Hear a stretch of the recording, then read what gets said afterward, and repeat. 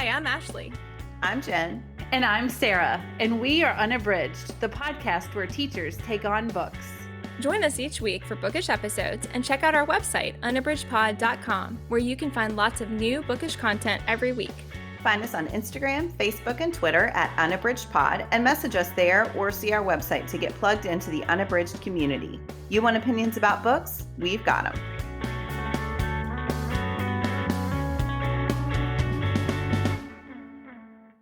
Hi, and welcome to Unabridged. This is episode 217. Today, we are discussing Sally Thorne's The Hating Game. We are focusing on the film adaptation, but we'll also be touching on the book as well. And before we get started with that discussion today, I just wanted to remind you that we have a lively community on Instagram where we do a lot of book discussions every month.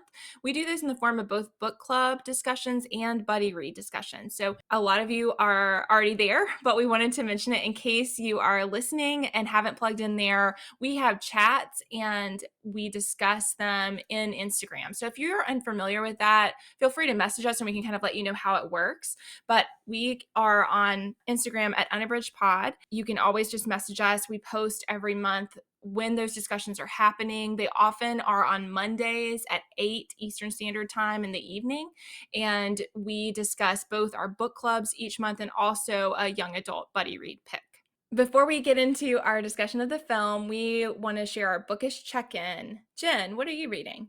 So I just started Samantha Coho's Bright Ruined Things, and we're recording this a little early, but this will have just come out when this episode releases, and I am loving it so far. So this is a YA retelling of Shakespeare's The Tempest, and it has been a very long time since I read The Tempest, but parts of it are coming back as I'm reading. So the main character here is May, and she lives on an island that is sort of ruled by the Prosper family. And they found their wealth when the patriarch of the family discovered this magical thing called ether that the island possessed and was able to master the magic of the island. And then that's kind of an industry now that makes the whole world work. So May's father found the island with Prosper. He was like his servant and has since died. But Prosper promised that he would look after May until she became an adult, and she's now 18. So she feels as if her position on the island is very tenuous. And very early on in the book, she finds out that the eldest grandson, Ivo, wants to marry her. And it's sort of this arranged marriage thing. And she feels as if she needs to marry him because that would secure her place on the island. Otherwise, she's going to have to leave and go somewhere. She's never been off the island. She's going to have to leave and go somewhere where she doesn't understand how the world works, where there's not the magic that is so woven into her daily existence. In addition, she has a crush on a different Prosper grandson named Miles. And so not only is she reluctant to marry Ivo, but she really wants this other guy, but she doesn't want to leave the island. So she wants to so her life is complicated. And so that is right where I am. And I really like the writing style. I think it's one of those that I feel like even if you haven't read The Tempest, it would totally work. In fact, it may be better because I keep trying to figure out which characters stand in for which other characters. And I'm not sure I remember them all super clearly. I've resisted looking up a summary of The Tempest just because I want to figure it out on my own. But anyway, it's really good so far. So that is Samantha Coho's Bright Ruined Things, and it just came out on Tuesday. Oh, wow, Jen. That sounds really good. I hadn't heard of that one. NetGalley always bringing in the good books. I love that. What about you, Sarah? What are you reading? I just got a brand new cookbook last month, so I have been looking through that, and it is called Everyday Dinners: Real Life Recipes to Set Your Family Up for a Week of Success. It's by Jessica Merchant. It just came out last year, and she is a blogger who I read her blog. It's called The Pretty Dish, and she just has a lot of really healthy recipes that are pretty quick. And so I really enjoyed reading what she's written in the beginning of the book and then just thumbing through the recipes and picking things out that I want to make. So Again, my reading is not as great as it could be, and so sometimes I just have my cookbooks that are my comfort reads that I look through and try to think about to plan meals for my family. So that's what I'm reading right now this week. So that's Everyday Dinners, Real Life Recipes to Set Your Family Up for a Week of Success by Jessica Merchant. Oh, wow. That sounds great, Sarah. That's a really I like the ones that look at, like, weeks of time or kind of broader spectrums of time. I always think that's an interesting take, and then I can rarely get myself together to think ahead, but I find when I do, everything goes so much more smoothly. You all know I do not cook, and yet there is something really compelling about that idea of, "Look, here's my week," even for people who don't cook. Yeah.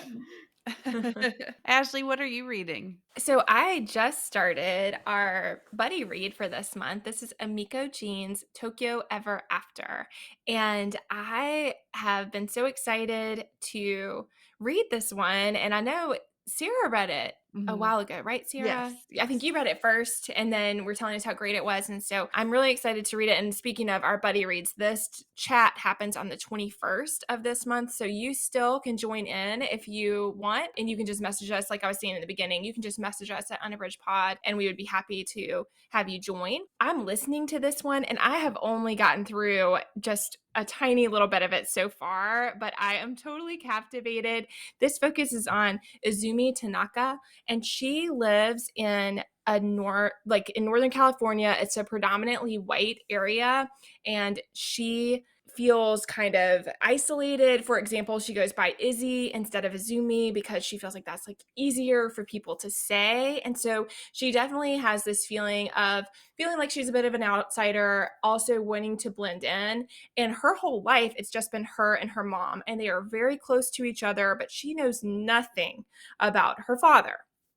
She just knows that there was a man, and now her mom has her, and she is really in support of her mom's liberation. She is quick in the very beginning to say how she has no judgment at all about her mom, but she knows that there was a guy, it was a single night, they didn't have an ongoing relationship, and so she just doesn't know anything else. Well, right there in the beginning, she has some great friends, so I can't wait to see where things go with her friend group. But she found this little bit of information, and that prompted her friend to do some snooping. And very, very quickly, they had this emergency meeting in the library, and she discovers that it's pretty easy to actually figure out who her father was. And he also is the crown prince of Japan. So that is where I am, is that they have just had this revelation, and it's clear. I mean, they see the images of him, and his profile is just like her profile, and all the things line up. The time that he was in the US, the location, he was at the school where her mom was in college. And so, like, all of that stuff is lining up. So it seems like they have hit on something that that is going to change her life. So I am very excited to see where this one goes. I've been wanting to read it since Sarah shared it because it just sounded so great. And like I said, very beginning, but swept away by it. And that is Emiko Jean's Tokyo Ever After. And that's our young adult buddy read this month. I love that book so much. Yeah, I cannot wait to discuss it because I feel like there are just so many different paths for discussion for this one. It's going to be a really fun chat. Awesome. So we wanted to hop over to our discussion of Sally Thorne's The Hating Game. And like I said before, this is an adaptation episode. So we're really going to focus more on the film, but we did want to touch on the book as well and just talk about things that we enjoyed and didn't maybe enjoy in both of them. So overall impressions first. Sarah, why don't you start us off this time? Well, I was really excited to read this one because I know it is beloved by romance lovers. So for me, though, I did not love the book and I did not like the movie at all. So I was a little disappointed because I thought I would like both and I just didn't. And I don't know if it's the headspace I'm in or if it's just I have some romance book fatigue or if I just don't like this particular book. I just wasn't really rooting for the relationship very much in it. And Lucy as a character, I don't know. She just got under my skin, and I don't know why. I found her annoying. I don't know, I just didn't like it very much, and I'm sorry. I'm sorry to all of our romance listeners, but I don't know. It took everything I could to get through the book, and then the movie I thought was terrible. So, I'm sorry, I'm usually not negative.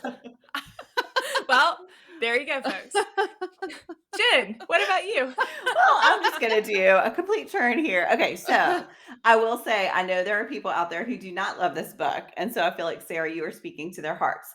I love this book. It is one of my favorite romances, and enemies to lovers is my favorite trope. And this is my favorite of the enemies to lovers book. I think it's the banter that I really enjoy in this one. It reminds me of like the 1940s movies with Hepburn and Tracy, and just that really quick back and forth wittiness that it's just my favorite. I just think it's so funny. And I have to say, when I read it, I was like, ooh, I bet this would be fun on screen, not anticipating that it would ever get on screen, because I feel like there aren't that many romance novels like this that are adapted. And so when the adaptation was announced, I had some trepidation because I had that thought that, it harkens back potentially to this great film tradition. And also, I love this book and I hope they don't ruin it. So I went into the movie with low expectations, and I feel like that was the right thing. I listened to the Book Riot podcast, and when they do these kinds of, what did you think about this thing that you went into? Were you overwhelmed, whelmed, or underwhelmed? And I was whelmed because I did not expect great things from the movie, and it was fine. There were parts, and we'll get into this more. I know there were parts that I really did not think that the changes they made served the characters or the relationship well. There was one casting decision in particular, not casting decision, but just the way they played one of the roles that I did not care for. But it was fine. Like I didn't hate the time I spent watching it, but I didn't love the movie, and it definitely did not reach my expectations for the adaptation of this book that I love so much. So that's where I am. Ashley, how about you?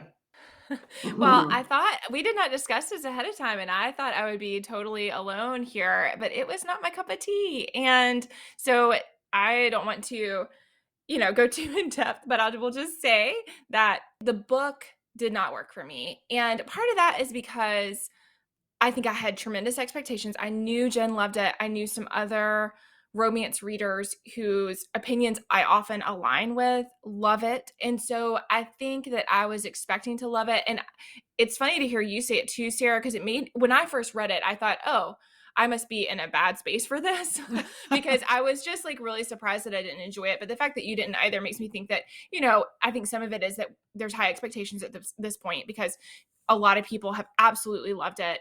And also, there are things in it that I just don't love in romances. For Mm-hmm. one thing, I do not like the enemies to lovers trope. We've talked about that before when we've discussed romance books. That rarely works for me. And I think the thing I find so grating about it is that often it is apparent to everyone but the characters that the characters are in love with each other. And Mm-hmm. that gets very old to me. It's like, yes, you're into each other. You are adults. You are capable. You are not 14. You are not discovering your emotions for the first time in your life. So, yeah, you're into each other. Clearly. And And that went on in this book until like the very, that went on yes. for a long, Mm-hmm. long, long time. And I just was like even after it was clear that they were interested in each other, it still was this like, oh, we're only going to be together this one night. Oh, this is just like, Like, it's an arbitrary time, Mm-hmm. and it just ugh, I just can't. that part, I mean, I got fed up with. Like once there were parts I thought were really sweet. Then I was like, okay, like when they were starting to spend time together, when she showed up at his apartment and was so vulnerable and clearly was just admitting that to herself and to him that she was just really into him. From that point on, I was kind of like, okay, I can't understand that you think he's like working you over, or that like what he's saying. They both were so vulnerable. And once they were in that, I loved that part. I loved them being willing to open up and to admit these feelings. But then, and I liked that in the movie as well. Like, I liked that part where, like, he showed her the wall. I thought it was a little creepy, but also, but also sweet that he showed her the wall that was like her eye color. I mean, just this kind of, and I mean, again, that was a difference from the book, but it was the same sentiment that, Mhm. he thought of her when he made his choices. And I thought all that stuff was really sweet, but then I had a hard time with kind of that follow-up of the continued tumult when, to me, things had been worked out. And I think that is tricky for me in romances in general. That is something that I need those external problems to be beyond them just not working out their feelings. And so I really feel like when I read it, like Sarah said, I mean, I wanted to love it. So then I felt disappointed that I didn't love it as much as I expected to. But the more I thought about it, the more I realized like those just are the things that I can find really frustrating in romance books. So certainly there were some things that I enjoyed within the story. But when I finished it, I just felt like it was it's not my cup of tea kind of feeling. And I, unlike you all, I think the movie was better than I expected. I read the book and then had a little while before I watched the film. And so I think in some ways, because I already knew the things that didn't work for me really well, I kind of enjoyed the movie more because I could just enjoy the things that I liked about it, but I wasn't so hung up on some of the stuff that I found frustrating within their relationship. So yeah, and same. I feel like I need to say I'm sorry. It's funny because we always want to be honest about our feelings on books, and we try hard to make sure that we're being genuine in what we think. But I know that a lot of you listening do really love this book, so I don't want to disappoint anyone. But that's the truth, and We will stand strong. Lovers of we this book, unite. I know, I know. I mean, it is like there's a whole bunch of you out there. So yeah, well, there you go. That's my true opinion. And I mean, again, when I think back on it, it's rare that the enemies to lovers trope works for me. There are a few exceptions, but they definitely are the exception for me instead of the rule when it comes to that particular trope. Well, let's talk about some things that worked for us within the film or just things you liked in the book that stood out for you. Jen, what about you?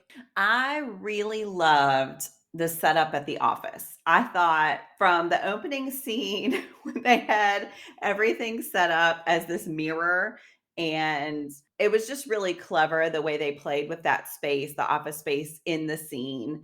I thought that worked really well visually and then set the stage really well for someone who hadn't maybe read the book to understand very quickly what their relationship was like. They had everything mirrored, and I thought Corbin Burnson as Yes. Bexley was fabulous. Yeah. And I hadn't seen him in something for a long time. And I thought he was a great, horrible person, horrible boss. And I really liked the way they portrayed that conflict between the Bexley people and the Gammon people, and like what your intention is in publishing, and the way that Lucy, because she saw Josh as being associated with the Bexleys, that was not just a personality conflict. That was like everything that mattered to her. He represented something different. And the way that played in then to their whole sort of, I'm putting hate in air quotes here, hatred for each other. I thought that was really clever and really well done. Yes, yes. I loved that opening scene too. I thought that like the angle where they did like that kind of Yeah. aerial view, I thought all Uh-huh. of that was really cool. I agree with that. I had a different setup in my mind. Like it was much more like skyscrapery. There were way more windows and it was a lot less stuff in my Yeah. mind. And so it is funny. It's been a while since I've read the book and then watched the movie in a pretty short together time. And so I was definitely having that experience of I had these very clear images in my mind. And of course, the film is different always than like whatever you have envisioned. And so that was funny, but I loved all that in the beginning. What about you, Sarah? What was something that you liked? I like movies that are set in the publishing world. I think it's really interesting. And so I really like the idea of this movie and book. I usually don't mind the enemies to lovers trope. It's not my favorite, but I usually don't mind it. So like I said, I like the idea and the setting in this book and film. Ashley, what is something that worked for you? Something I really loved in both the book and in the film, how it got represented was the part where she was sick. I mean, I did think that opened up the possibility for them to get to know each other and for him to show this whole side of him that was so different than the way that he presents in the office space. And so I really liked that. And I felt like the fact that he was willing to call in his brother, who he clearly had a tumultuous relationship with, to check on her, all of that worked really well for me. So that was something that I thought was really well done. I really liked it in the book. And then, like I said, I think for me, I really enjoyed the book, but as it went in the beginning and like that part where they started to get to know each other, it was clear that he had feelings for her. All of that opened up. I think the thing that, again, I think that's just a problem for me with the trope is just that then I wanted things to work out, but then what happens in the book, right? I mean, you need things to keep the plot moving forward. But I do agree, Jen, that something that I saw more clearly in the film was the Bexleys and Gammons conflict. And I thought that those opening scenes where people were where you saw all of these like standoffs, and it was just really people purposefully being menacing to each other, slighting each other on purpose. And it was clear that that was kind of a, system-wide attitude. I thought that that worked really well. And it was something that I knew was going on in the book, but I felt like the film accentuated it in a way that I think is effective because, again, it did help to reinforce exactly what you said, Jen, that those problems weren't just personal conflicts, but also extended to this larger conflict and made it harder for them to, especially for Lucy, to accept her feelings about Josh. So I did think of one other thing that I liked the scene, and I really enjoyed the paintball scene in the book. Yeah. I thought that was I thought that was funny, and I had a chuckle over the description and just how seriously they were taking it and all of that. So I did like that. Yeah. yeah, Oh, that was really yeah, funny. that's true. There were a lot of parts where I laughed out loud in the book, that Mhm. were just really funny. So okay, so let's talk just a little bit about the book versus movie, maybe something, a change that stood out to you, or just how you felt about the comparison. Sarah? So one of the worst things for me from the book to the movie was Danny, his Mhm. character. Oh my In gosh. the For book, sure. like, I really did not get the same I don't know, the choice they made to make him kind of goofy and, like, bumbling in the movie, I just thought that was really a strange choice, and in the book, I felt like he was a very, like he seemed like he was, like, this attractive, kinda quiet guy, but that she actually liked him, Yes. and it did not Yes. seem that she she just it just seemed like she was using him in the movie, like, just for that personal like, to get at Josh, and in the book, it seemed a little bit more nuanced to me, I and I just agree. did not like how that all went down, and I just didn't feel like the person that they cast and the way that they played Danny in the movie, it didn't feel right at all for me. I agree Yes. 100%. That was one of the Same. very first things I wrote down from the moment he came on the screen. I have a smiley face or a sad face, I mean, because yeah, it made her seem really callous. Yeah. And I know she's not supposed to be like that we like her every moment, Uh-huh. but it did. It just made it seem like she did not think of him as a person. And of course, in the book, she's not going to end up with him, but it seemed a more realistic hint at a love triangle. In the movie, it was just like from the moment he came on screen, she was rolling her eyes. Yeah. Yes. And so was I. Yeah, I just did Yeah. not appreciate that at all. Yes, the whole time Sarah was talking, listeners, both Jen and I were like vehemently nodding our heads. I mean, 100%. Yeah. I just was completely bewildered. And I agree with what you said, Sarah, that not only was it grating about him, but it made her seem really heartless. I mean, because then all of a sudden in the book, I felt like she felt like he was the quote right guy that Mhm. Yes, she should choose. he's the nice guy. He's the Mhm. nice guy, and I'm not sure that I bought all of that. Again, I Right, that right. part is kind of, like, tiresome to me, but I did think that in her perspective, he was the one she should choose, and she just never wanted to. That's totally different to me than, like, I mean, when she walked in his office to ask him about going, and he already had those plans, and then he dropped all his plans for Yes. Yeah. because she had the cat thing, she made up the thing about the cat. All of that made her seem really awful. I Yeah. mean, just Yeah. like that was just really cold and calculated. And none of that happened in the book. I mean, it didn't play out like Mhm. that, and he didn't reek of desperation. I mean, I just felt like all of that was just really, I felt sorry for him. I felt like he was pitiful. And Yeah. I thought all of that was strange because none of that was in the book for me. Yeah. Mhm. Yeah. So that was a big difference. I have one more too. In the book, I felt like I could feel their chemistry, like even though I wasn't a fan of them as characters, like I felt like the chemistry, like Sally Thorne really created this chemistry between them. And I felt that in the movie, I felt that there was no chemistry between the actors. And it was just it all just seemed like in the movie for me, it just seemed like people, like, going through the motions, like, I Yeah. didn't feel like there was much heart in it, and so I didn't like that either. Mhm. Yeah. What about you, Jen? What were your thoughts? My big thing that I want to compare is a structural change that I thought really changed the course of their relationship. So the fact that Lucy overhearing Josh and Bexley's conversation before the wedding and before, they have this, well, before they have sex, but before they have this big moment of bonding really was problematic for me because I think in the book you have this great buildup of trust. And so when she hears that conversation before the wedding and then they sort of work through it, I thought that made much more sense than them working through almost every conflict and then her hearing it and believing it.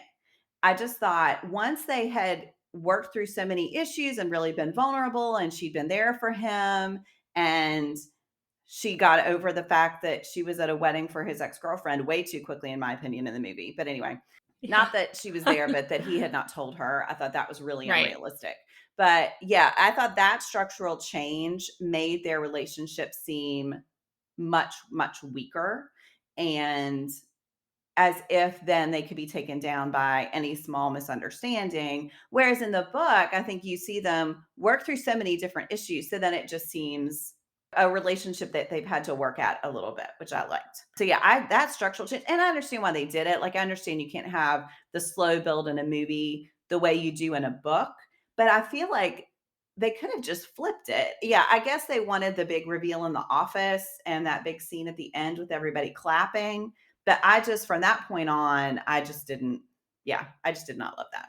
Yes, I mean, the things that were said in the office that she heard were so horrifying. And I feel like in the book it was much more subtle. Yes. Mhm. And so because of that, I could survive. And I agree, the timing was significant, but also she didn't hear like all these Right. horrendous things. I mean, the fact that she didn't report that immediately and have the man fired was just like hard to get over. Right. And so I felt like I think you're right that it was supposed to just lead to this buildup, but then I got preoccupied with how that was wrong on every Right. level. The Because fact that she heard it happen, I it mean, was come explicitly on. about them having sex as a way for him to get the job, and that Absolutely. was not in the book. And so, yeah, the book was No. just much more, about focused on work. And so it was still bad, but it was not, it was much more forgivable than Right.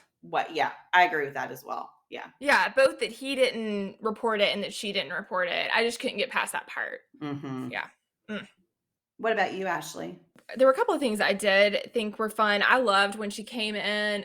The whole dress thing did not work for me. It did not work for me in either the book or the film. That's the kind of thing that I have a hard time where I'm like, you are an adult. I Mhm. just Yeah. I just don't know that I can buy in that this is like happening. But anyway, when she came in and then she tripped and then Uh-huh. her menstrual cup Yes. fell out of her purse and then he picked it up and he's like, "What is this?" And she proceeded to explain what a menstrual cup was. That was one of my most favorite scenes in the film. So like to me, that was something that was added that I just absolutely thought worked so well. It was Uh-huh. hilarious. And it showed the preposterousness of her in that outfit. Yes.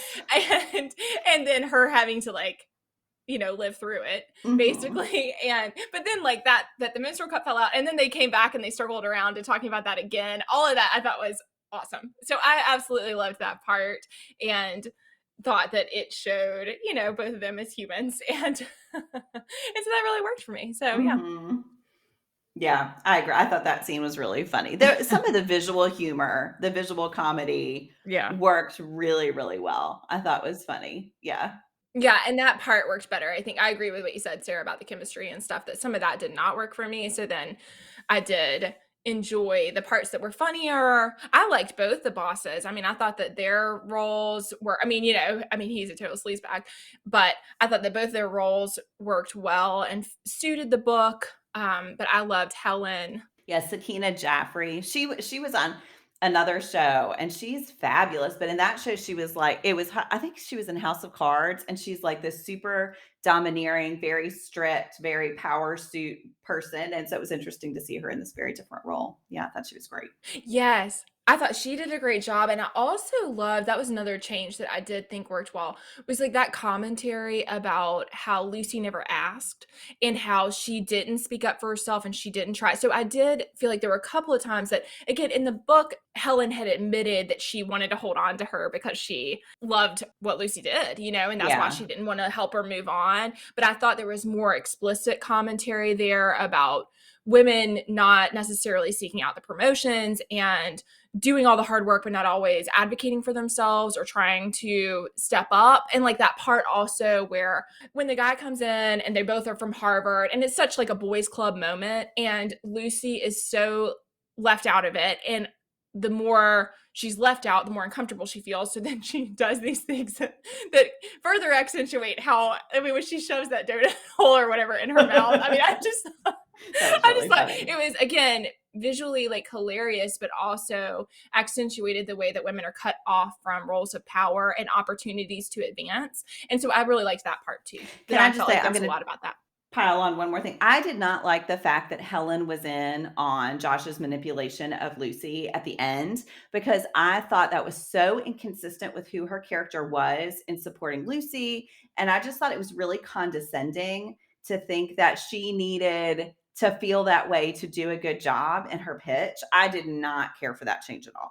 I Sorry. didn't either, and I don't know why they added it because I felt like it weakened her and her position, but also it was totally inconsistent with the way she presents in the film of what she's like with Lucy and how she feels toward her and all of Yeah. that stuff.